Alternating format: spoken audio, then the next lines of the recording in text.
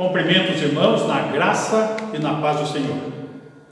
Estamos mais uma vez reunidos para cultuar o único Deus que pode ser adorado, porque é um Deus vivo, o Senhor, que ressuscitou e está à destra do Pai.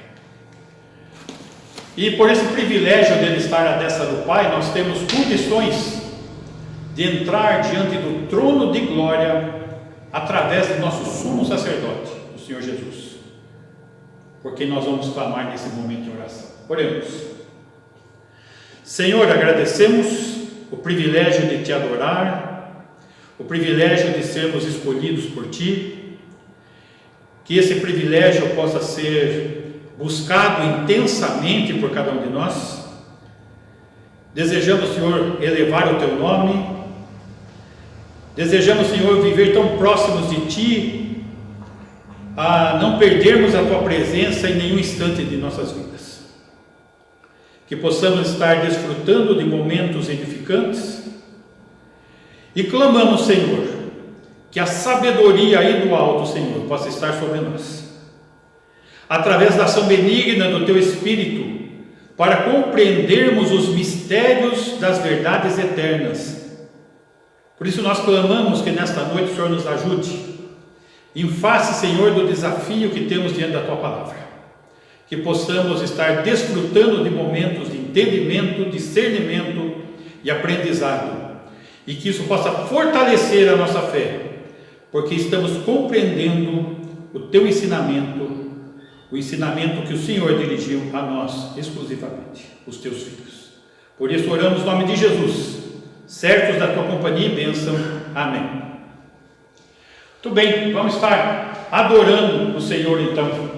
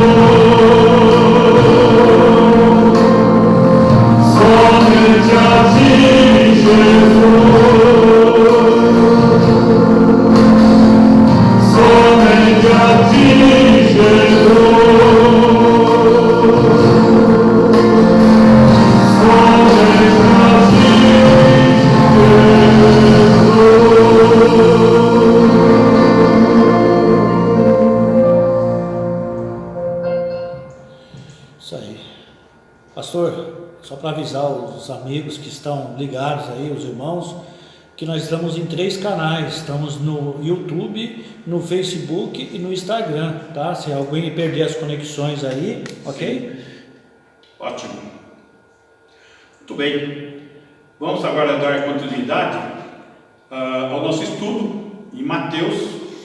Vamos entrar no capítulo 13, mas como o capítulo 13 é muito complexo e é crucial no entendimento das Escrituras, em especial no livro de Mateus, nós vamos fazer uma introdução explicando todos os aspectos envolvidos para podermos fazer uma correta interpretação do capítulo 13.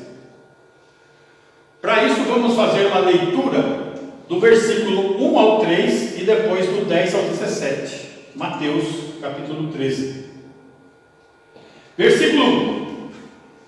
Naquele mesmo dia, saindo Jesus de casa, assentou-se à beira-mar. E grandes multidões se reuniram perto dele, de modo que entrou num barco e se assentou.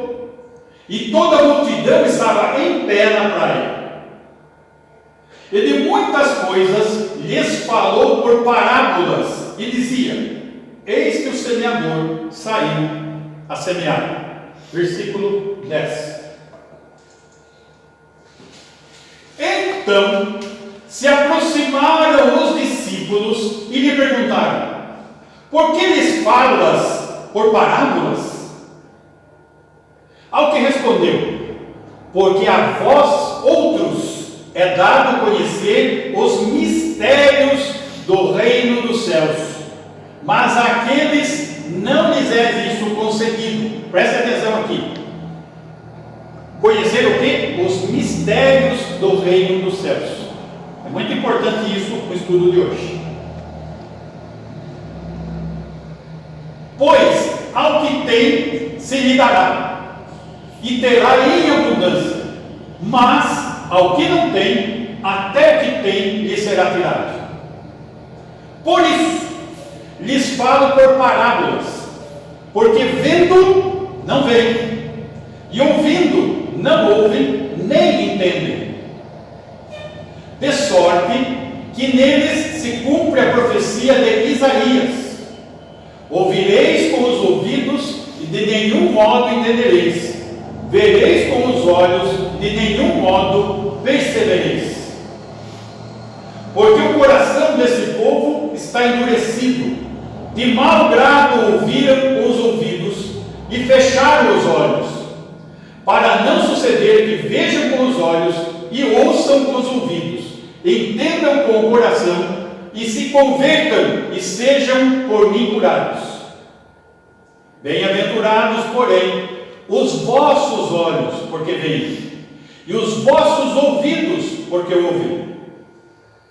Pois em verdade vos digo que nem muitos profetas e justos desejaram ver o que vedes e não viram, e ouvir o que ouvis e não ouviram.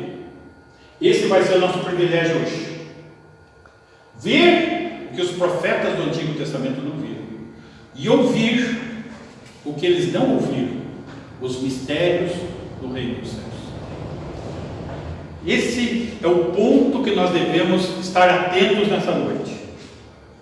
Para isso nós precisamos compreender esse momento que se chama presente era. Esse é o tema, presente era. Vínhamos estudando até então a rejeição da nação de Israel à pessoa do rei, o Senhor Jesus. À luz da rejeição da nação, na pessoa de seus líderes, os fariseus, os sacerdotes, os escribas, o rei agora dirige sua mensagem aos seus discípulos, em face da rejeição, preparando seus discípulos às novas condições que o programa divino iria operar, fazendo do capítulo 13 totalmente crucial para o bom entendimento do programa divino do reino. Eu fiz um pequeno esquema aqui que eu vou estar explicando para vocês. Esse esquema vai estar falando do programa divino do reino. Daqui em diante, no nosso estudo em Mateus, as referências ao reino, elas vão se tornando esparsas, ao passo que as menções aos sofrimentos do rei serão mais frequentes. Bem como o rei abandona gradativamente seu ministério de ensino público sobre a proximidade do reino para a nação de Israel e os requisitos do reino, e adota um ensino mais restrito em alcance, que é voltado somente aos que creem, no caso os discípulos, e parabólico, em parábolas em sua natureza, enfatizando o quê? Os discípulos, aqueles que creram, e com isso velando, negando a verdade aos incrédulos, aos que não creram. Jesus, ele sabia que a rejeição seria crescente. Ele tinha consciência disso. Ele tinha consciência que isso culminaria onde? Na cruz. E era necessário explicar o programa do reino aos discípulos, para eles poderem compreender. Porque era necessário que eles compreendessem o programa do reino. Vamos lembrar que nós vimos que os discípulos estavam pregando o evangelho do reino, de casa em casa, de cidade em cidade, saindo como proclamadores. Mas a nação de Israel rejeitou o rei. O reino não será estabelecido em face à rejeição. Esse ensino de Jesus aos discípulos, para que eles compreendam o que está acontecendo, o que será feito do reino sobre o qual eles estavam pregando. E a resposta encontra-se aonde? Nas parábolas que nós vamos estudar em Mateus 13. As respostas estão nas parábolas, onde Jesus está explicando a verdade sobre o reino, para depois falar sobre a sua crucificação. Naquele dia, o Senhor, o Rei, apresentou uma série de 7 parábolas interrelacionadas e encerrou com uma 8ª parábola ilustrando. Primeiro vamos entender o que é parábola. Parábola significa colocar ao lado.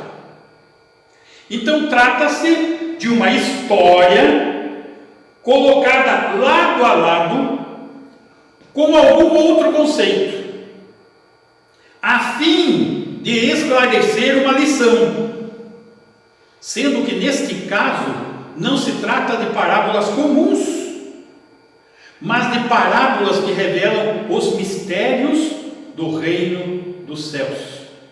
Capítulo 13, versículo 11, vamos relembrar isso. Ao que respondeu: porque a vós outros é dado conhecer os mistérios do reino dos céus, mas àqueles que forem incrédulos não lhes é isso concedido. Os mistérios do reino dos céus, aqui trata-se de verdades espirituais, e essas verdades só podem ser compreendidas, entendidas por meio da revelação divina.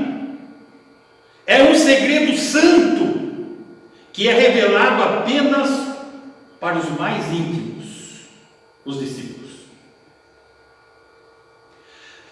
Se Israel tivesse recebido Jesus como rei, as bênçãos teriam fluído de Jerusalém para os confins da terra.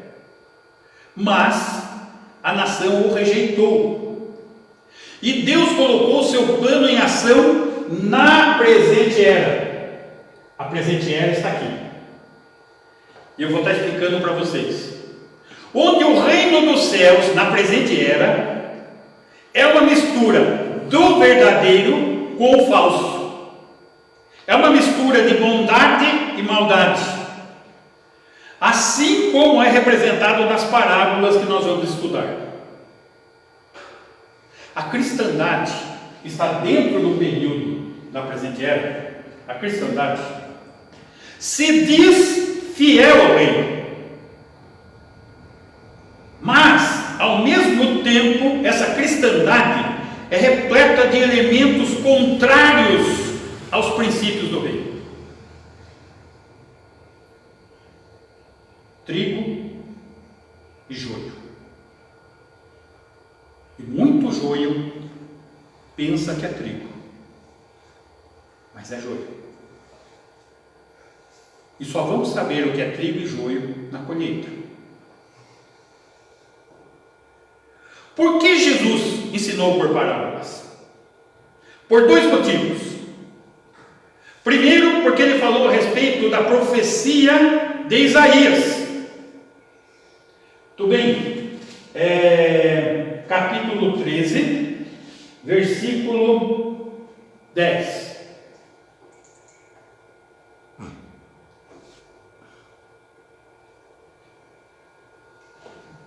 Então se aproximaram os discípulos e lhe perguntaram: por que lhes falas por parábolas? Note que até aqui Jesus ensinava a multidão no ensino público, voltado à nação de Israel. E a oposição foi crescendo e se tornou uma rejeição, e rejeitaram o rei. E ele muda a abordagem. E ele passa a falar por parábolas. E os discípulos perceberam. Por que eles falam por parábolas? 11.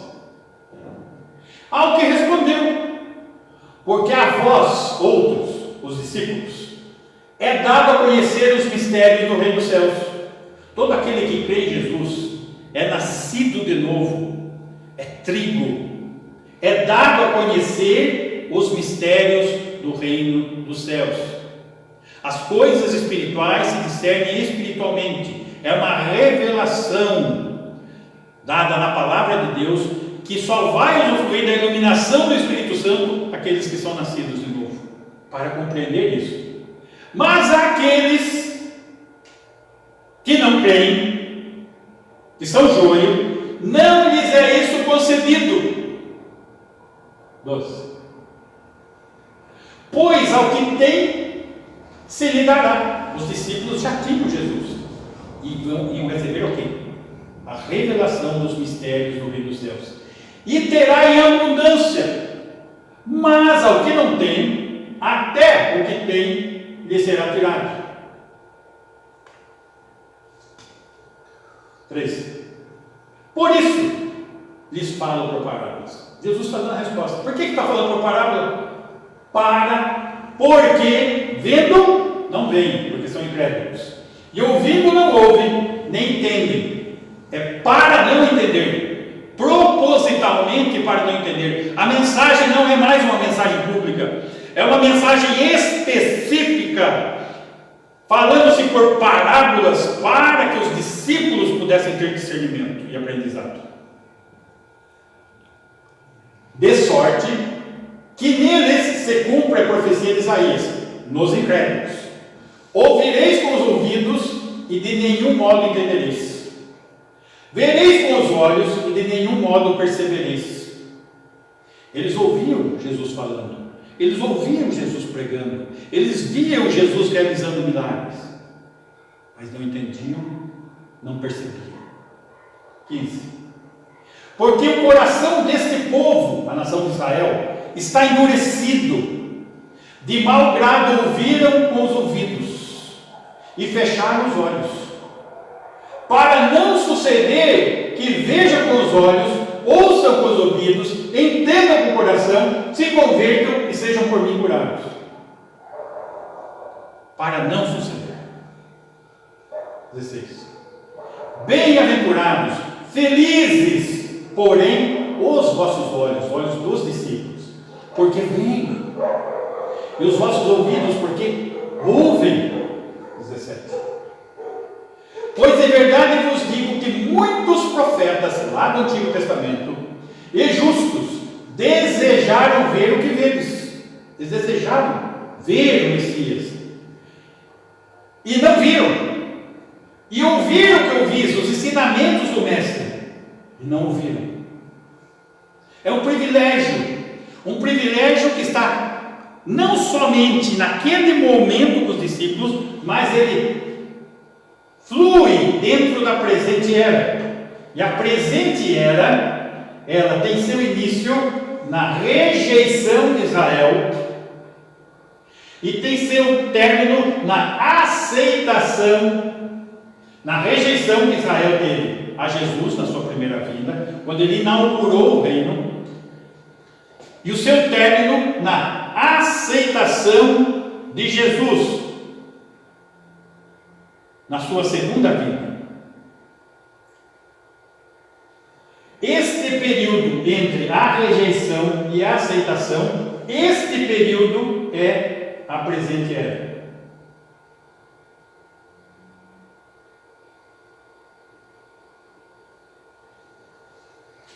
Este é o presente, este é o período da presente era. Muito bem.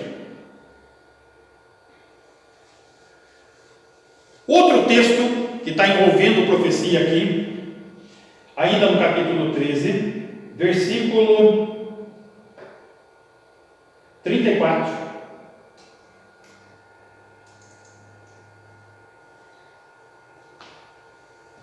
Aqui nós estamos vendo um texto que está profetizado no Salmo 78, versículo 2. Todas essas coisas disse Jesus às multidões por parábolas, e sem parábolas nada lhes dizia. 35. Para que se cumprisse o que foi dito por intermédio do profeta, lá no Salmo: abrirei em parábolas a minha boca, publicarei coisas ocultas desde a criação do mundo, os mistérios, em parábolas, para que não compreendam. Muito bem. Pastor, ele falava em parábolas para os judeus? Para os discípulos. Para os discípulos. Os judeus ouviam também, mas só que não entendiam. E era para não entender. Exato. Esse era o alvo. Isso. Ok? Ok. Para podermos compreender, as parábolas então serviriam para esclarecimento para os discípulos, para todos os que creem, e escuridão para os incrédulos, que já estão em trevas. Aí vocês entendem o porquê do Evangelho de João falar que a luz veio ao mundo e os homens amaram mais as trevas do que a luz. Esse é o ponto. Ele veio para os seus, mas os seus não o receberam. Para podermos ver essas parábolas na sua perspectiva correta, vamos revisar o reino como foi discutido no capítulo 3. Capítulo 3 de Mateus, versículo 7. Vendo ele, Jesus, porém, que muitos fariseus e saduceus vinham ao batismo, lá de João Batista, no caso dele mesmo, disse-lhes: raça de víboras, que João Batista chamando, quem vos induziu a fugir da ira vindoura?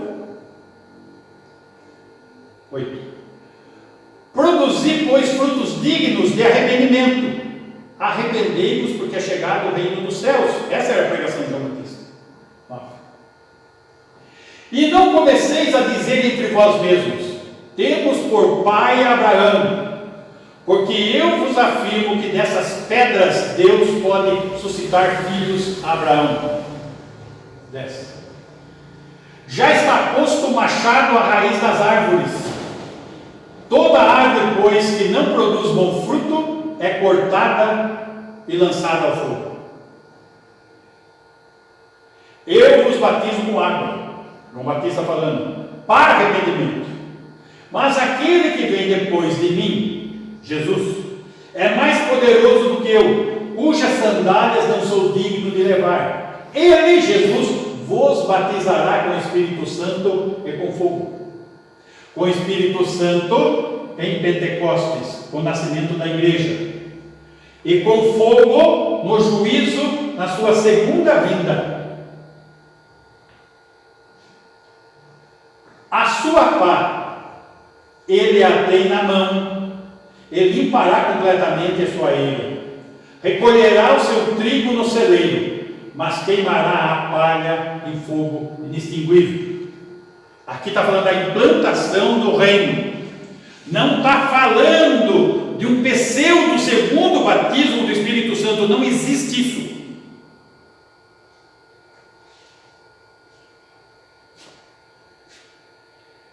Isso daí, essa segunda vinda, está relatado em alguns textos. Vamos ver um deles, Sofonias, capítulo 1, versículo 14.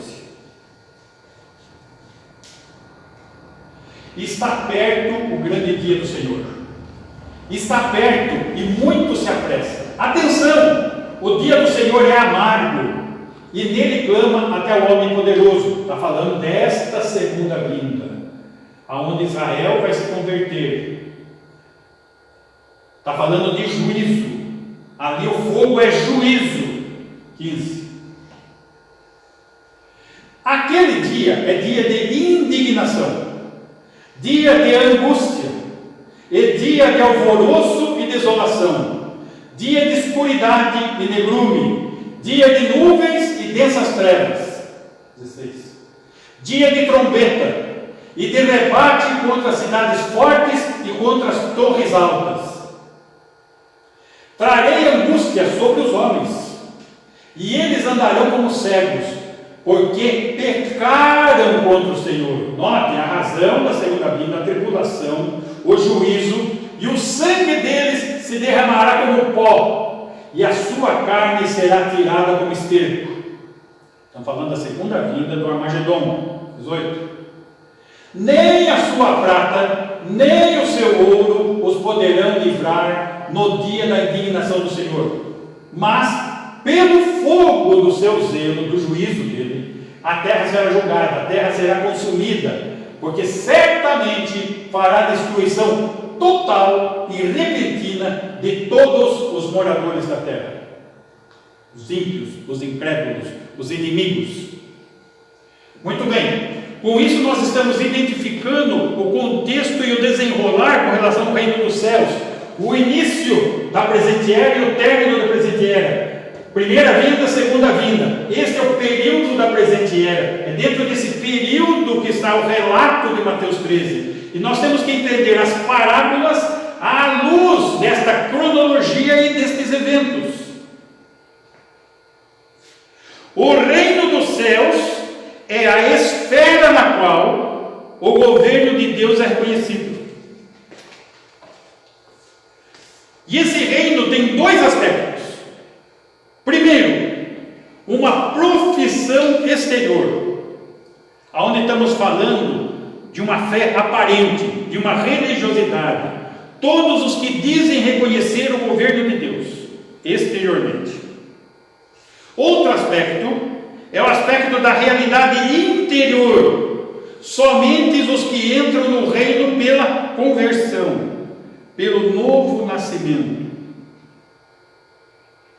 E o reino se encontra em 5 fases. Vamos entender quais são as 5 fases do reino. Primeira fase, no Antigo Testamento, na qual o reino foi profetizado. Então, esta fase lá do Antigo Testamento é o seguinte. Aqui está o profeta do Antigo Testamento, e ele está aguardando o quê? O Messias. Para quê? Para estabelecer o reino.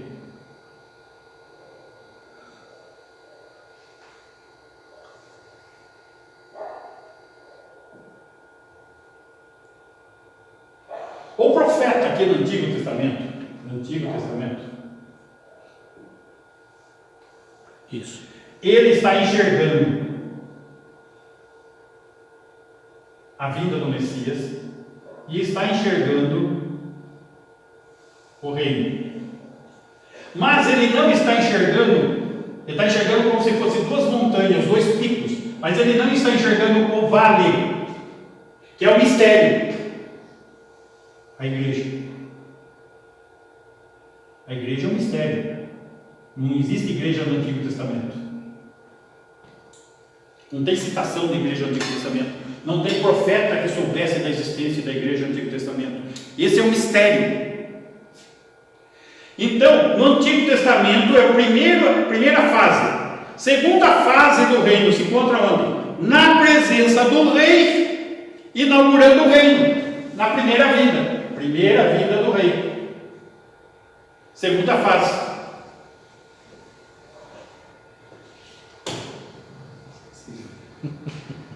Não, está pegando bem. Segunda fase. Terceira fase. Daqueles que manifestam ser seus súditos após a rejeição.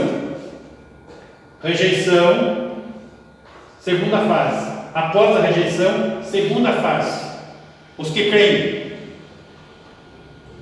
Este é o período no qual está escrito, está se narrando as parábolas de Mateus 3. Então, nós precisamos entender essa cronologia, onde se encaixa. Quarta fase, no estabelecimento do reino milenar terreno, aqui na frente, onde se cumpre a aliança abraâmica com Israel. Note que eu escrevi, aliança abraâmica com Israel, aliança abraâmica com Israel. O que foi prometido para Israel? O reino. Só que chega aqui, houve uma rejeição.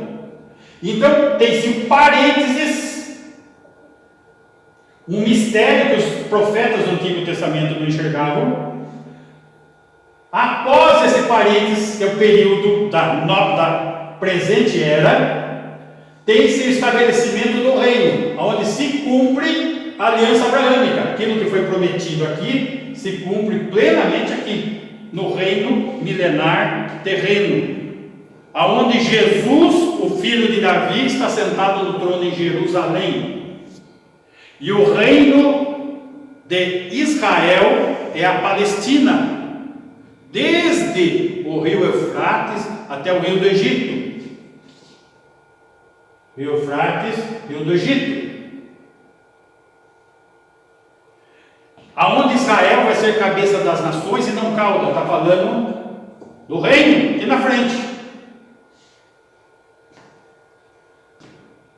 Na quinta fase, a fase final do reino, a fase eterna do reino, vai se dar após o término do reino milenar com o trono branco. Então, o que nós precisamos compreender? Que a nossa narrativa, o nosso momento de interpretação das parábolas, está dentro da terceira fase do mistério. Esse período, entre a rejeição e a aceitação, entre a primeira vinda e a segunda vinda.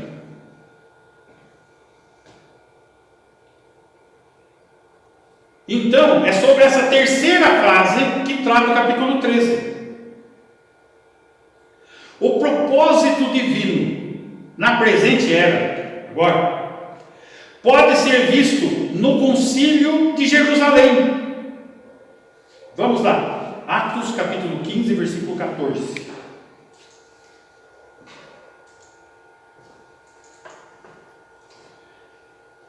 Põe no versículo 13 para pegar o contexto.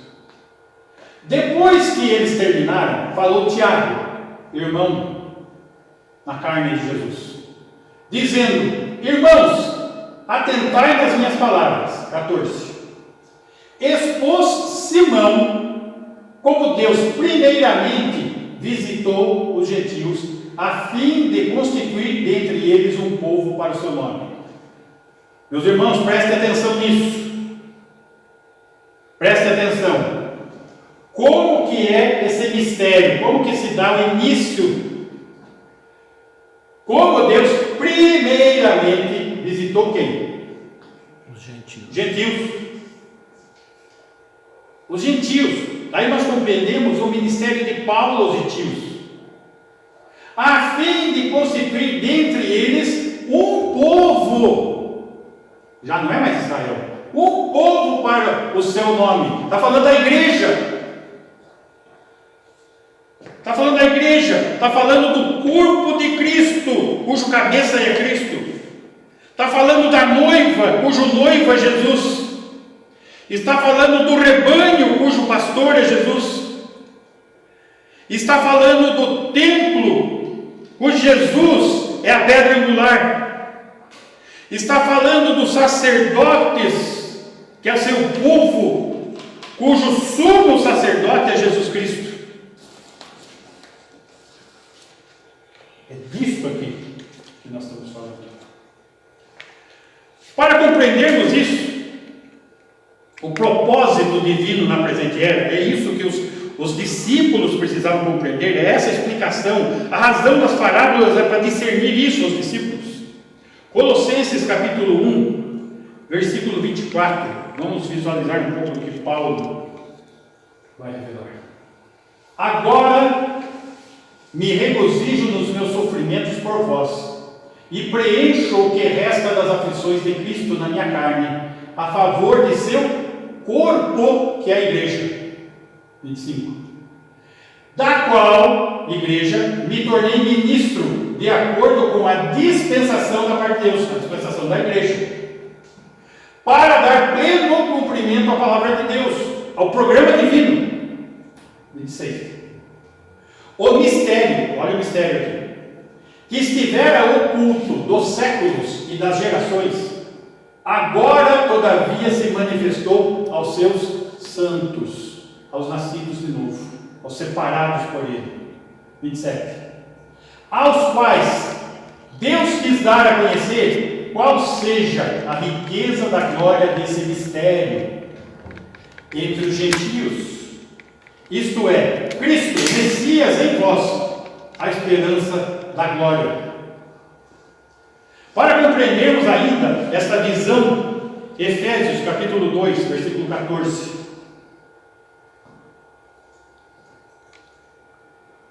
Porque Ele, Jesus, é a nossa paz, o qual de ambos fez um, de judeus e de gentios, de Israel e de gentios, fez um, a igreja, e tendo derribado a parede de separação que estava no meio, a inimizade entre Israel, a igreja, e gentios, aboliu na sua carne a lei dos mandamentos na forma de ordenanças, que o fim da lei é Cristo, para que dos dois, de gentios e judeus, criasse em si mesmo um novo homem fazendo a paz. Que novo homem? Essa nova criatura, aquele que crê, aquele que nasceu de novo.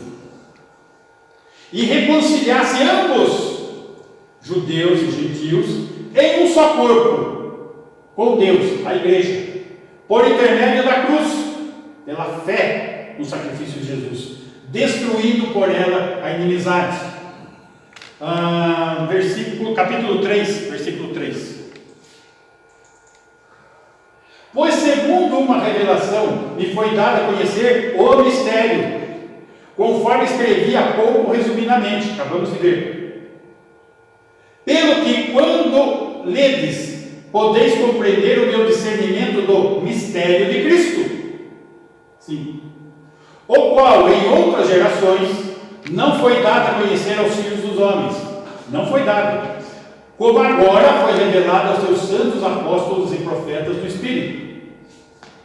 A saber que os gentios são co-herdeiros, membros do mesmo corpo e co-participantes da promessa em Cristo Jesus, por meio do Evangelho, as boas novas do Evangelho, a salvação em Cristo, do qual fui constituído ministro, Paulo, conforme o dom da graça de Deus a mim concedida, segundo a força operante do seu poder, pelo Espírito, pela palavra, A mim, o menor de todos os santos, me foi dada esta graça de pregar aos gentios o evangelho das insondáveis riquezas de Cristo e manifestar qual seja a dispensação do mistério da igreja, desde os séculos, oculto em Deus, que criou todas as coisas.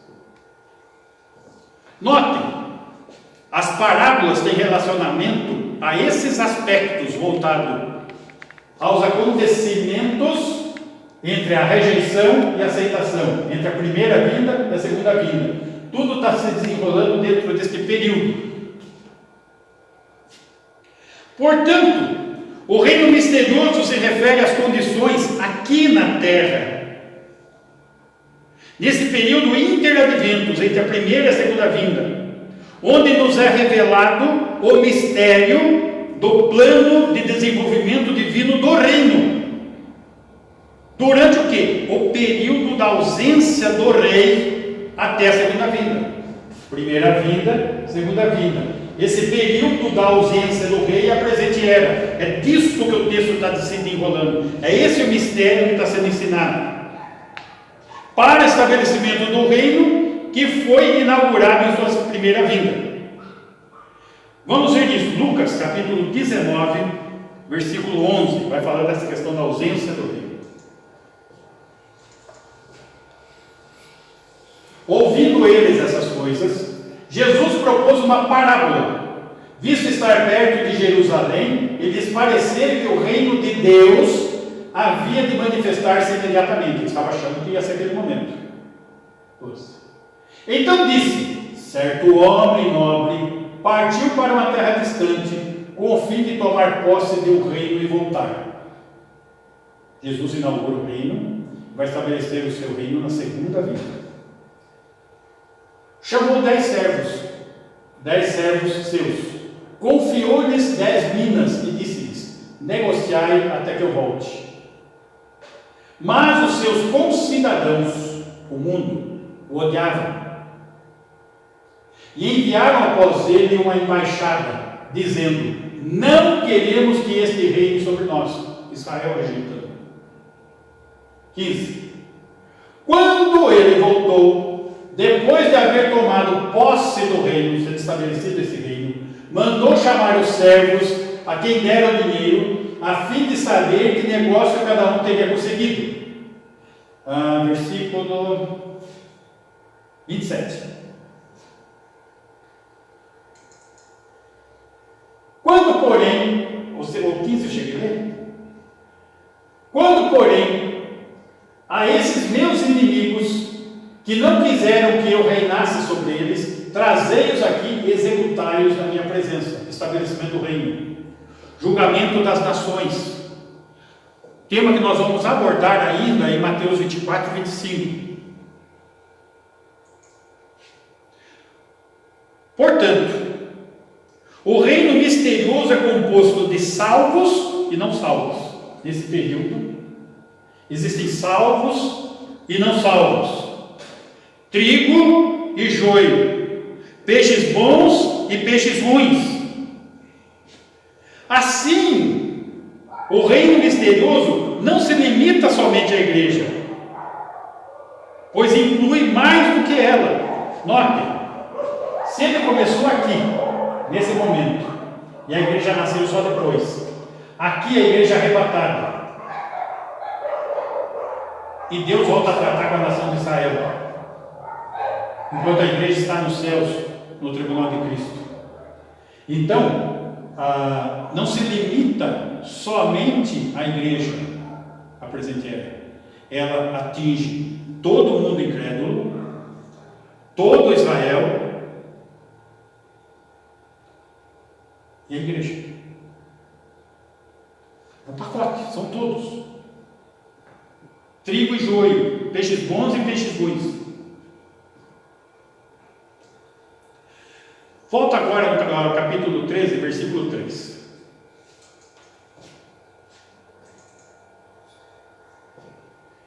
E das muitas coisas lhes falou por parábolas e dizia: eis que o semeador saiu a semear. Temos que observar uma palavra aqui. De muitas coisas. Eles falou por parábolas. Que coisas? Que coisas são essas? Versículo 51. Entendestes todas essas coisas? Responderam-lhe, sim. Os discípulos entenderam tudo. Puxa, é tão difícil para a gente entender, mas eles entenderam. Mas nós podemos entender também. O mesmo Espírito que trabalhou na vida deles é o mesmo que trabalha em nós. 52. Então lhes disse: por isso, todo escriba versado no reino dos céus, todo mestre, todo aquele que ensina, todo aquele que é discípulo, todo aquele que crê, todo aquele que tem conteúdo para ensinar, é semelhante a um pai de família que tira do seu depósito coisas. Lembra que eu falei das coisas? Coisas novas e coisas velhas. Quais são as coisas que o Senhor teria para ensinar e que eles disseram que entenderam? Coisas novas e coisas velhas. E qual que é o assunto que está entre o versículo 3 e o versículo 52? As parábolas. E dentre as parábolas estão as coisas novas e as coisas velhas. As coisas novas seriam coisas que faziam parte dos mistérios, coisas que eles não tinham ouvido ainda. Então as coisas novas ele falou em público, falou em parábolas, para que os discípulos entendessem e os incrédulos não. A primeira parábola falou a semente e os solos, onde ele vai falar da condição do coração com relação à proclamação do reino, que era a pregação. Depois ele falou sobre o trigo e o joio, a falsa imitação do reino, o joio. Depois ele falou sobre o grão de mostarda, a expansão visível do reino, o seu crescimento. Depois ele falou sobre o fermento, a corrupção do reino. Percebam, aqui nós estamos vendo 4 parábolas que estão falando 4 coisas novas, que não estão citadas no Antigo Testamento. Depois, esses mistérios desconhecidos estão se fazendo conhecidos, mas somente os discípulos é que estão discernindo o que está sendo falado em parábolas. E o texto fala das coisas velhas. E as coisas velhas o Senhor falou em particular aos discípulos. Ele falou do tesouro escondido, que é a nação de Israel. Deus não abriu mão da nação de Israel. Ele vai cumprir o que ele prometeu. Isso está falado lá no Antigo Testamento. Fala da pérola, ou do remanescente judeu na tribulação. É necessário Israel vivo, um remanescente fiel, para receber a posse do reino, para que se cumpra a palavra de Deus. Isso também está lá no pacto, no Antigo Testamento. E a parábola da rede, onde vai falar do julgamento das nações no final da tribulação. Isso também está narrado nas profecias do Antigo Testamento. Essas são promessas já conhecidas. Então, esta introdução que eu dei hoje é para que nós possamos compreender todo esse cenário, para, a partir disso, fazermos uma interpretação correta das parábolas, que vamos começar a fazer na próxima semana. Primeiro, tinha que estabelecer a base interpretativa, o entendimento do contexto, o entendimento do aspecto cronológico, que envolve as promessas, que envolve a atitude do rei vindo, a atitude da nação rejeitando, o nascimento da igreja, o arrebatamento da igreja, a tribulação quando Deus volta a tratar com a nação de Israel para conduzi-la ao arrependimento, a segunda vinda, o arrependimento do remanescente, a aceitação do rei e o cumprimento cabal da aliança abraâmica, que está exposta aqui. a promessa foi o quê? Terra, nação e bênção. E tudo se completa onde? No reino terreno messiânico. A essa luz que nós temos que interpretar as parábolas de Mateus 13. Agora, o que nós temos a visualizar? Existe trigo e joio. Existe religiosos nominais e pessoas verdadeiramente religiosas. Pessoas que dizem ter Deus e pessoas que têm Deus. O que nasceu de novo, o que não nasceu de novo. Os que estão aguardando o estabelecimento, a presença do Rei, a fé no Rei, e aqueles que rejeitaram, amaram mais as trevas do que a luz, embora muito religiosos. Em qual grupo você se encontra? Que tipo de fé que você tem? Uma fé flácida, aberta, liberal, sem compromisso, talvez muito religiosa, como os fariseus, com muitos ritos, mas fora da vontade do Senhor, fora dos estatutos do Senhor, fora da vontade do Rei, fora do senhorio de Jesus na vida da pessoa. Notem que esse reino que o texto fala é sempre um reino terreno e não um reino no coração. Mas note que o apóstolo Paulo, em suas cartas, nenhuma vez ele chama Jesus de rei. Porque lá ele está pregando aos gentios, à igreja, onde Jesus é o Senhor, é o noivo, é o cabeça, é o sumo sacerdote. Que possamos estar certos da fé que temos, do compromisso que temos, e que haja sinceridade em nossos corações, para que o Senhor possa olhar para nós e enxergar sinceridade. A palavra sinceridade vem do termo sem cera. Naquele tempo eles faziam vasos de barro. E os vasos, quando não terminavam perfeitos, eles tinham pequenas rachaduras, pequenas trincas. Aí eles passavam cera no vaso para tapar aquelas frestas. Para quando a pessoa fosse comprar o vaso e levantasse a luz do sol, não enxergasse fresta nenhuma. Mas eles não estavam sendo sinceros, eles estavam pondo cera. E o Senhor discerne, tem discernimento do nosso coração. Se está com cera ou sem cera, se é trigo, se é joio, se é religioso ou é filho. Que o Espírito do Senhor possa testificar com o nosso Espírito que somos filhos de Deus. Amém? Vamos orar? Oremos. Senhor, queremos agradecer pela Tua palavra que nos ensina, nos dá entendimento da compreensão do Teu plano divino.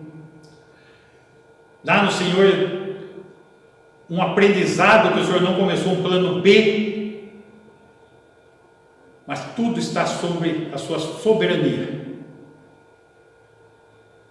O Senhor nos escolheu desde antes da fundação do mundo. E nos escolheu com propósito para sermos santos e irrepreensíveis. Que possamos compreender a dimensão do Teu amor, a Tua soberania, o Teu controle de todos os Seus planos detalhadamente.